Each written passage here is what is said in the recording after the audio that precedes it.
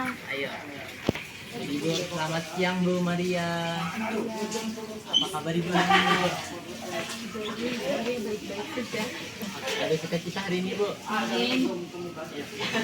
Jadi kami dari kelas 11 IPS, materinya adalah harmoni sosial, pelajaran sosiologi. Jadi sebelumnya izinkan kami untuk wawancara sama Ibu dan Jadi nih mau pertanyaan ke Ibu. Jadi pertanyaan pertama, tanggal 14 Februari lalu Ibu ikut pencoblosan nggak sih? Ikut, tapi cuma bisa nyoblos yang presiden karena kan ibu pemilih tambahan.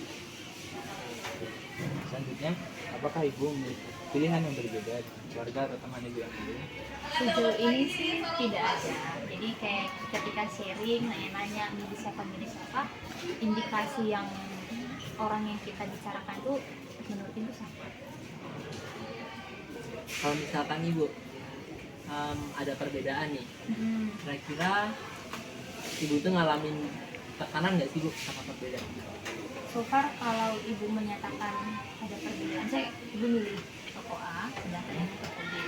Teman-teman ibu yang ajak saya ngobrol, mereka tidak menunjukkan adanya penekanan, tapi lebih menjelaskan lebih detail, misalnya track record calon pemimpin ini gimana, supaya bisa menjadi pertimbangan ibu ya.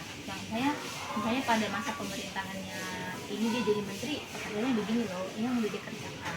Jadi bukan menekan, tapi lebih kasih gambaran lebih detail supaya Bu Maria bisa lihat, oh ternyata ini track recordnya bagus, apa yang udah dikerjakan udah oke, dan ibu bisa tentuin pilihan lebih baik lagi. Selanjutnya, menurut pengamatan Ibu ini, pemilu tahun ini sudah berjalan dengan lancar belum? Jujur aja Bu Maria nggak terlalu memantau lebih detail ya, misalnya kayak gimana siapa aja yang terlibat, gimana regulasinya. Tapi kalau tempat ibu yang kemarin itu, ibu merasa cukup baik pelaksanaannya. Cuman yang agak membingungkan adalah karena Bu Maria dan teman-teman yang lain itu pemilih tambahan, kan ada regulasinya. Jadi penghuni tetap dulu daerah situ baru milih baru tambahan loh. Nah informasinya bilangnya di jam 12 itu bisa. Nah tapi pada saat jam 12 ternyata belum bisa, jadi jam 1 ya. Dan sedangkan kalau kita lihat, kalau di sekolah kan ada Pak Kurniawan yang jadi tim PPS dan segala macamnya lah gitu. Nah Pak Kurniawan bilang jam 10 boleh tuh. Nah ternyata nggak boleh, jadi kan regulasi yang berbeda yang perlu lebih jelas lah, supaya tidak nabrak di sana dan juga menjaga ketertiban. Dan pertanyaan terakhirnya adalah, menurut Ibu ada nggak sih Bu hal-hal yang menyebabkan perpecahan? Hal-hal yang menyebabkan perpecahan pasti ada. Biasanya itu adalah perbedaan pendapat.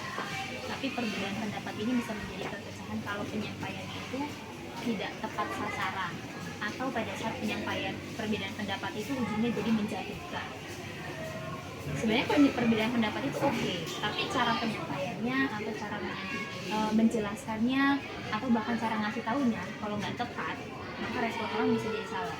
Bisa jadi misalnya menjatuhkan pasangan ini, tapi sebenarnya enggak. Nah makanya yang ibu bilang tadi, lebih baik memaparkan track record perbandingannya gimana, tapi tentu dengan cara yang baik. Nah kadang juga bisa jadi ya back campaign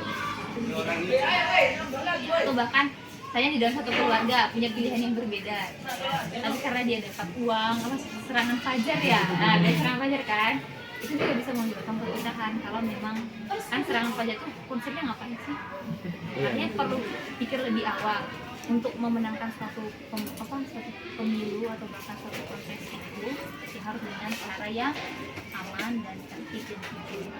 Itu memang pergubunannya.